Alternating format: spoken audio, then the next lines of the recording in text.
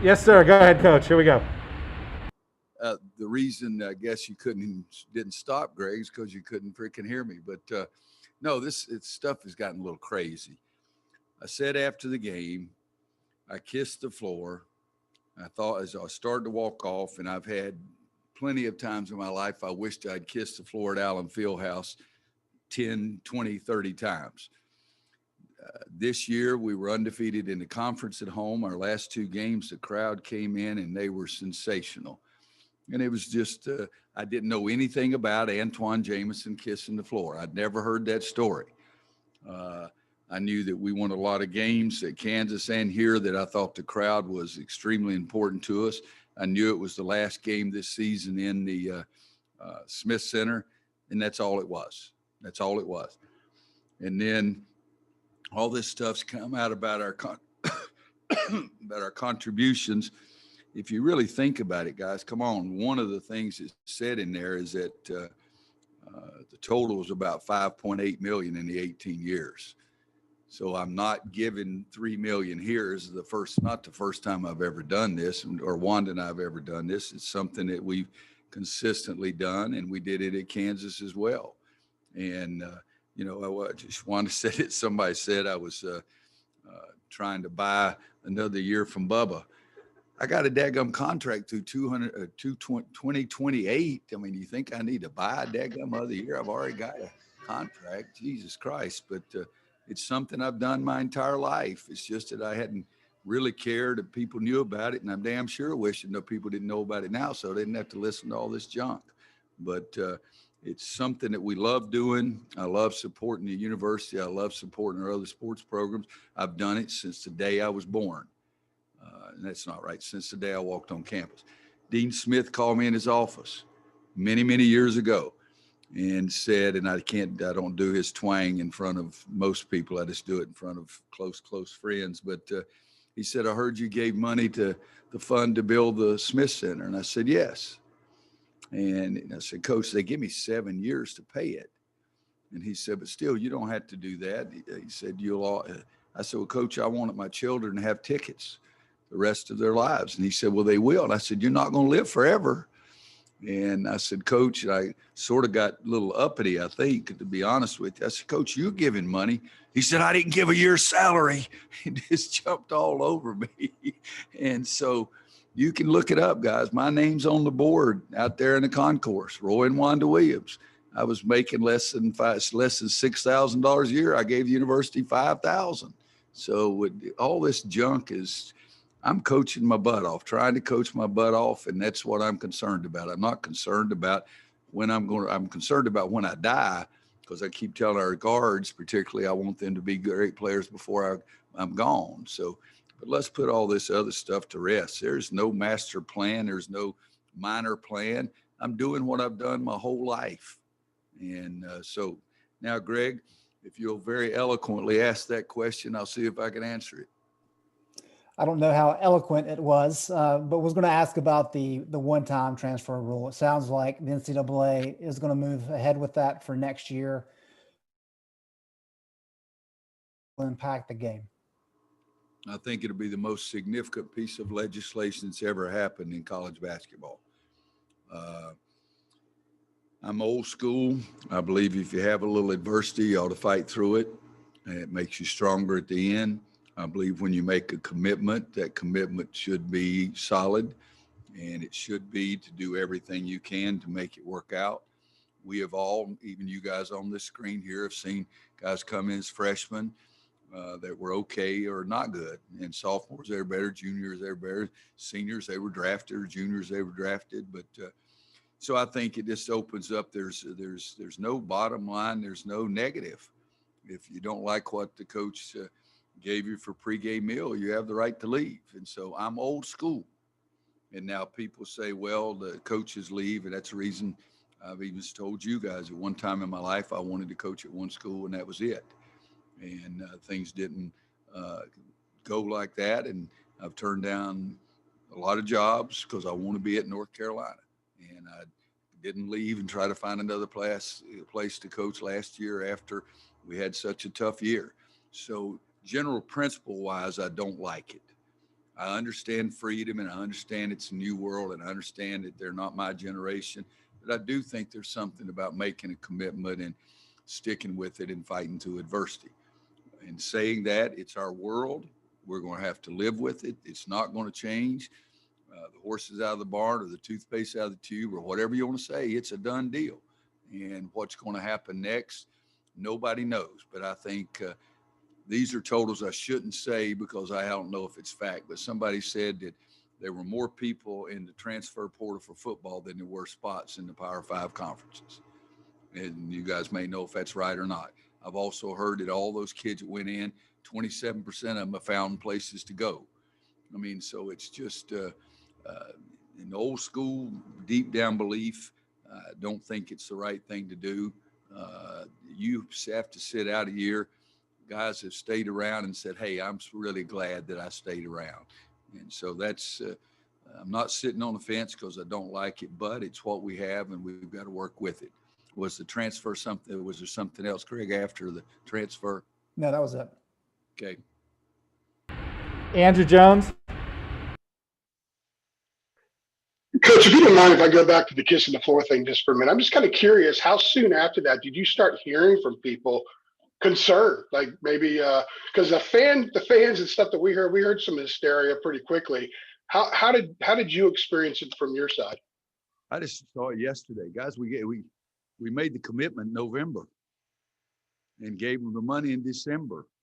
And I just didn't want anything to do with everything about all the knowledge. I don't think everybody needs to know all my business, but David Ruth in our development office, who's a great guy, basketball high school player, played for Mac Morris, one of my great friends and one of the great high school coaches in the state, thought that it would be something that might encourage other people to give. And I've already had 3 phone calls yesterday and today of people that decided they were going to do that. So David is, what he thought might happen has happened. I've heard from a lot of people that how happy they were and all this kind of stuff. But yeah, I've started hearing the other stuff yesterday. But guys, I don't know. If my wife didn't have a phone, I wouldn't know anything about it. But it's just, I think it's gotten carried away a little bit, I guess, Andrew. CL Brown. It's kind of hard to follow all of this stuff, Roy, but I was curious what you thought about taking such a young team into the postseason for the first time. They obviously don't know anything about what they're about to face, both in the ACC and in the NCAA. So how do you emphasize, the importance of how every possession seems to matter in the postseason? Well, see, it's a good question. If our 7 freshmen have never experienced anything like the ACC tournament, and neither is anyone else going in there with that arena, 3,000 or 4,000 people as compared to what it normally is, and the people in the parking lot and the tailgating going on. I mean, it's one of the greatest sports events ever, but these kids are not going to see that. But we're just trying to treat it like we're going to play a game, and yeah, there's other people playing before us and afterwards, just like we did in Asheville at the Maui Invitational in Asheville. But it's the whole world is different in what we're seeing. But guys, I don't know how we're going to play just think about from Florida State to Marquette. Was that who came after? Yeah, Louisville and then Marquette. I mean, we played both those games at home. So I have no idea what the good's going to look like in Greensboro Coliseum. Brendan Marks. Hey, Roy, I wanted to ask you about Kerwin specifically. And I know over the summer, everyone talked about him as this great shooter, but at what point did that sort of become clear to you that he needed to be seeing more time in order for you guys to sort of reach your ceiling and help everyone else on the floor as well? At what point did you realize that? The summer before his junior year in high school, because I told him, he walked over to say hello, and I said, I can't talk to you, son, but keep shooting that ball. And then I went over to his coach, and I said, that guy's got a chance. And so then we saw him in the fall of his senior year and the early winter of his senior year, and had him in for a visit. And I told him, I said, we don't have anybody like you. If you can do what I think you can do, there's a great chance you'll be out on the floor. And I think coming in, it was a little eye-opening for him and a little bit more challenging than he thought it was going to be. But he's just a worker. I mean, he really is. After every practice, he gets more shots up. He's out there earlier than everybody else, getting more shots up. It's almost a Chris Mullen from St. John's kind of attitude, or a Tyler Hansbrough at North Carolina, or a Justin Jackson, Luke May, Kenny Williams kind of thing. He's out there, and when he goes out on the court, he goes to a goal by himself. You know, he's a very quiet young man anyway, but it's not like Armando and Dayron having beach party 3 on the goal on one end. He goes down there and gets up a lot of shots. And so I think it just took him a little while to understand how important it was on the defensive end of the floor. And in the first week, he didn't make as many as he made the second week. He made more of the third week and made more of the fourth week. So just a credit to him for his work ethic.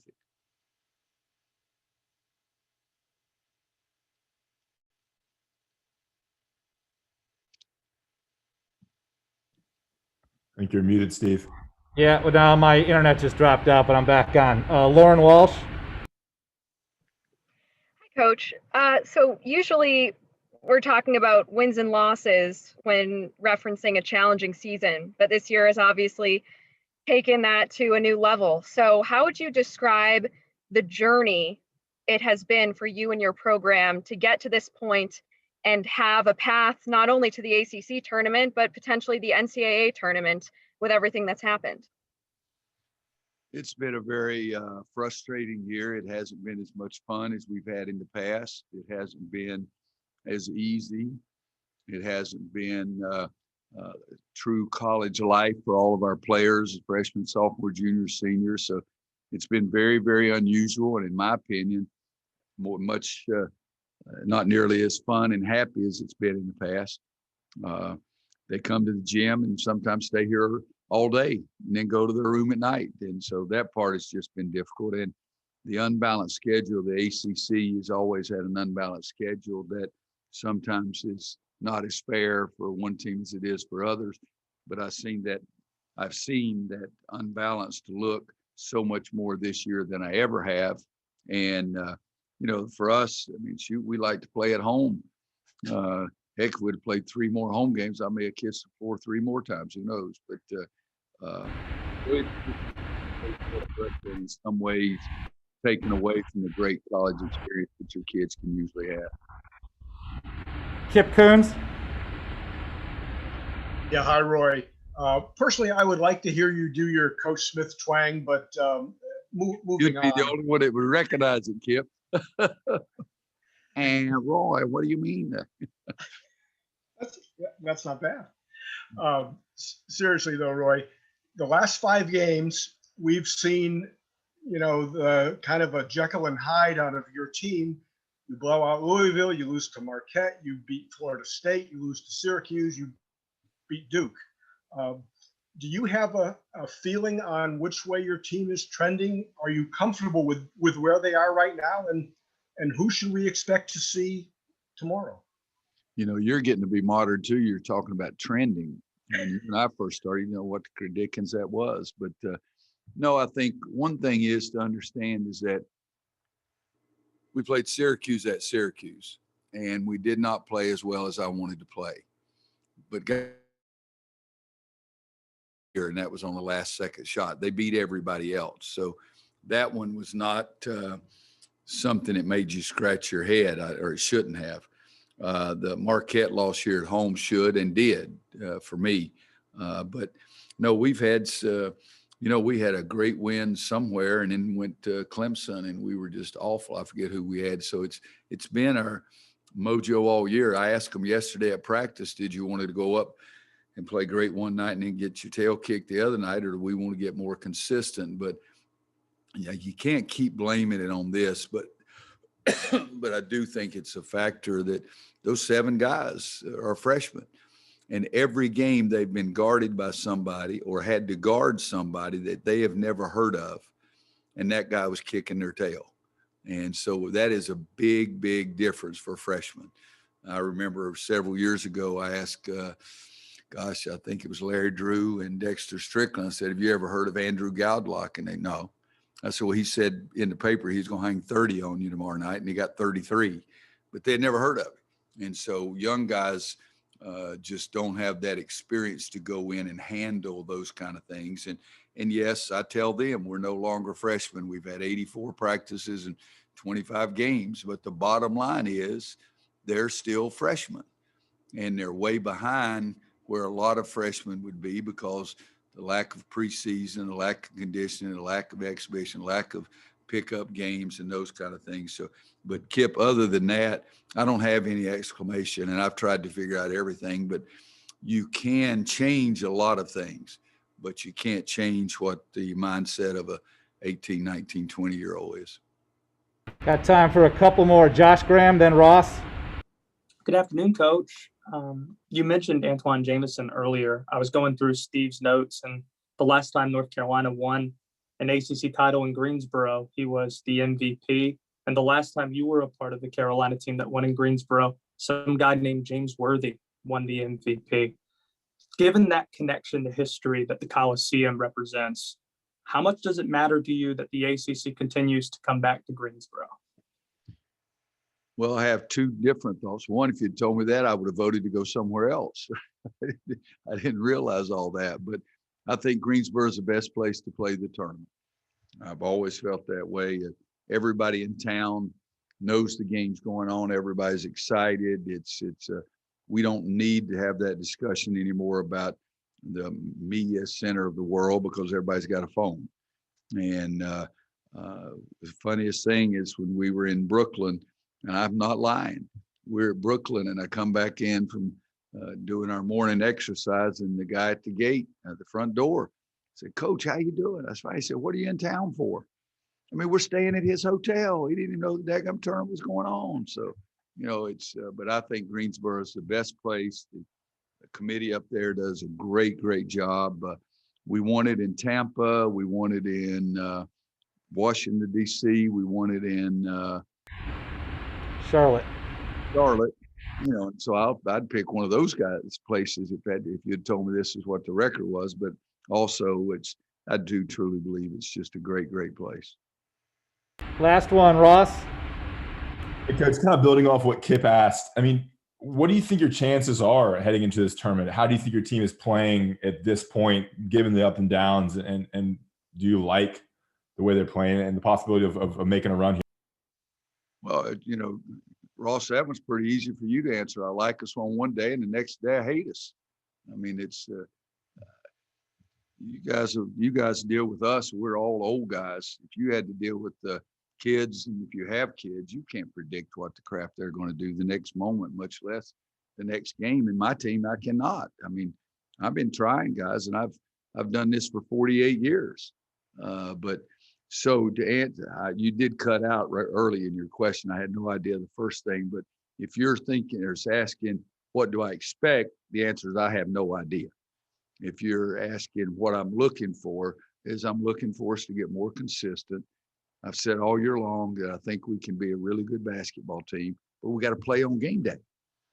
The two of the best practices we had all year were the 2 days before we played at Clemson. I'm serious, two of the best practices all year, and we went down there and Clemson just killed us. So what I'm looking for, hopefully, is that we'll get more consistent and be able to do it 3 or 4 days in a row. But who knows? We'll see when we get there and see what happens during the game. Thanks, Coach. Thanks, everybody. Sorry I couldn't get to everybody, but we went a little long. Thanks.